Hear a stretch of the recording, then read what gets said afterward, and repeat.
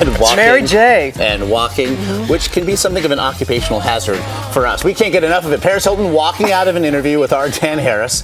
Here you see it, that fateful moment. And her walkout actually got us to thinking about some other high-profile peeps who have stormed off interview sets, and take a look at some of our favorites. The interview walkout. Supermodels do it. We're not answering these questions.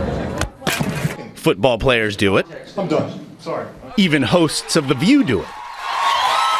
But is there a right way to leave when the questions get rough? Well, tip number 1, don't get tangled up with those pesky microphones. You could end up being left behind like Maurice Gibb from the Bee Gees, who struggled to remove his when his bandmates fled the Clive Anderson all-talk show. I can't get this off. Tip number 2, find a clear exit, like former Bachelor contestant Vienna during an interview about her breakup. Good Lord. I'm done with this. You are the meanest person I've ever met in my life. I'm over it.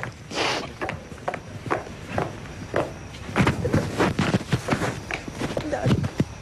Tip number 3, leave like a gentleman, as Rob Pattinson did when he walked out on a Ryan Seacrest radio interview when questions turned to Rob's love life. Maybe Jim Everett should have tried that during this interview on ESPN's Talk 2 with Jim Rome. Do you ever worry about your moment having passed?